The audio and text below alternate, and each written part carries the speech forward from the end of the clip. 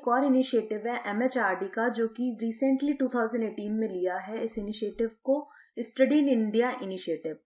अगर हम बात करें अपने ऑब्जेक्टिव की, तो MHRD का ऑब्जेक्टिव है GER को इंक्रीज करना, कितना, 30%, कब तक, 2020 तक, right.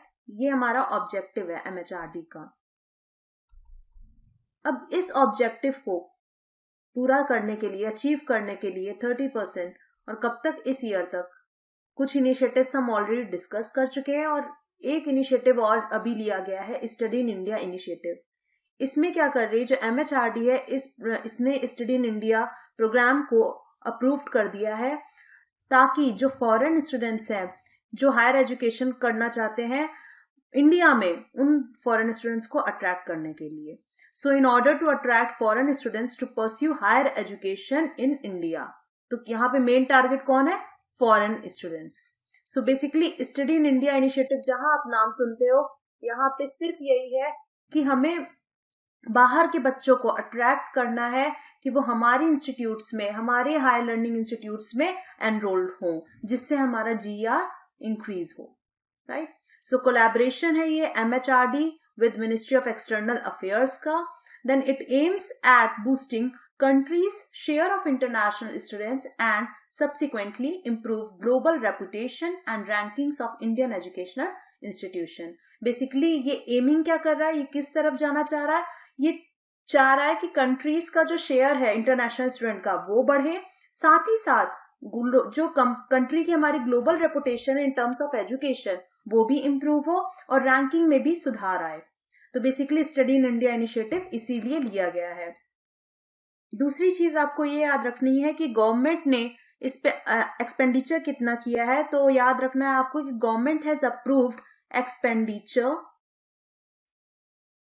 Of ₹150 crore, right, for this programme.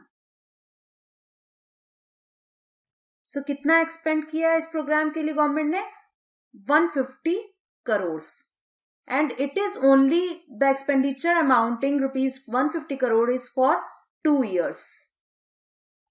That means 2 years अगर मैं बोल रही हूँ तो 2018 में ये इनिशिएटिव लिया गया है, तो 2018 to 19 and 2019 to 20 इन 2 सालों के लिए जो एक्सपेंडिचर किया गया है वो 150 करोड़ का है।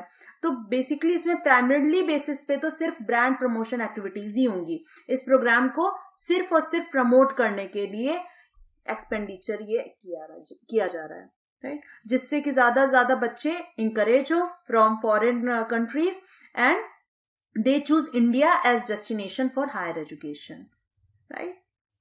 नेक्स्ट पॉइंट आपको ये याद रखना है कि अभी जो टारगेट स्टूडेंट्स या टारगेट कंट्रीज हैं, so the target students are from the countries basically Asia and Africa. So mainly target किसे किया जा रहा है, एशियन कंट्रीज को और अफ्रीका कंट्रीज को। सो target students is from primarily in Asia and Africa, right. Next आपका आता है ई पाठशाला। फर्स्ट थिंग टू नो कि ये एक पोर्टल है जो कि जॉइंटली इनिशिएटेड बाय MHRD। किसका इनिशिएटिव है, ministry of human resource development and National Council of Education Research and Training, which is NCRT। तो MHRD and NCRT का ये ज्वाइंट इनिशिएटिव है। नेक्स्ट थिंग कि लॉन्च्ड कब हुआ, तो लॉन्च्ड हुआ है इन नवंबर 2015, right. So a single point repository of e-resources containing NCRT textbook and various other learning resources। अब यहाँ पे बोल रहे हैं e-resources, that means with the help of e-resources, that means educational material including textbook, audio, video या a variety of other print and non-print material। तो वो सारी की सारी चीजें या एक ही जगह NCRT textbook and various other learning resources in your available on web, your Android phone and other Windows platforms। So यहाँ पे आप बोल सकते हो available on web, Android and other Windows platform, right। और जितने भी रिसोर्सेज अवेलेबल हैं वो तीनों ही लैंग्वेज में है, चाहे वो इंग्लिश हो, चाहे वो हिंदी हो एंड उर्दू। इन तीनों लैंग्वेज में अवेलेबल है वो सारे के सारे resources. So it is developed for showcasing all educational e-resources including textbooks, audio video and a variety of print and non-print materials so that students, teachers and parents can access e-books through multiple technology platforms. So multiple technology platforms यहाँ पे चाहे वो अपने tablets का या tabs का use करें या वो चाहे अपने मोबाइल फोन्स का यूज करें, तो ये क्या कर सकते हैं, एक्सेस कर सकते हैं इन ई बुक्स का. तो it will help the students, teachers, parents as well as other educators, right. So e Pathshala also allows user to carry book as their device support. एक तरीके से फॉर देयर सपोर्ट वो एक इसे यूज कर सकते हैं ई पाठशाला को. Because features of these books allows users to select, highlight and share and make notes digitally, right. तो वो क्या करते हैं, हेल्प करते हैं, इस तरीके से अलाउ करते हैं यूजर्स को कि वो सेलेक्ट कर सके, हाईलाइट कर सके एंड शेयर भी कर सके उन नोट्स को डिजिटल फॉर्म में. सो बेसिकली ये जो मटेरियल्स होंगे वो डाउनलोड भी कर सकते हैं user for offline use with no limits on downloads. याद रखना है, users can download the materials offline also for offline use and with no limits on downloads. Okay. Next है कला उत्सव. कला उत्सव is the initiative of MHRD to promote arts in education. जब अगर हम बात करते हैं आर्ट्स इन एजुकेशन की, तो आर्ट्स का मतलब होता है म्यूजिक, थिएटर, डांस, क्राफ्ट्स, ये सब होते हैं आर्ट्स.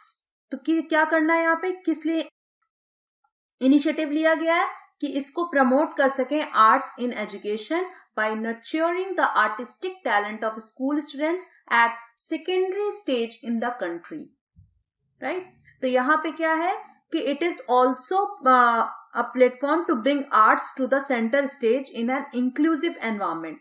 जिस तरीके से इनको भी प्रमोशन मिल सकता है एजुकेशन के साथ साथ, एक इंक्लूसिव एनवायरमेंट में आर्ट्स को भी एक सेंटर स्टेज मिल जाएगा, music, theatre, dance and crafts को. एज अ आर्ट ऑफ कला उत्सव कॉम्पिटिशंस इन द 4 थीम्स. अब यहाँ 4 थीम्स कौन से हैं, competition in the 4 themes, they are music, dance, theatre and visual arts. तो इन 4 थीम्स जो कंपटीशन होता है उसका जो थीम होता है इन 4 थीम पे बेस्ड होता है. Music, dance, theatre and visual arts were held at district and state level. सबसे पहले ये competition district and state level पे होता है और जो भी विनिंग टीम्स होती है वो पार्टिसिपेट करती हैं एंड एट नेशनल लेवल.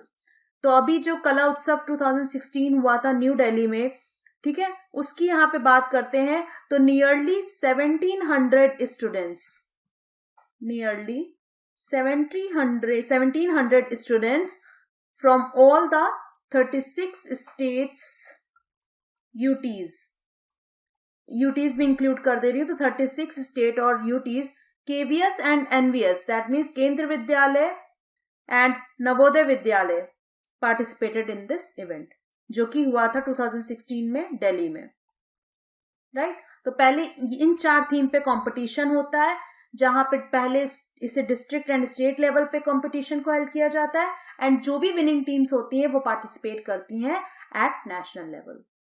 तो ये है कला उत्सव जो कि हेल्प करता है in making learning more concrete, creative and joyful. जिसके तरीके से लर्निंग जो होती है वो पॉसिबल होती है क्रिएटिव बन जाना and concrete as well as more joyful.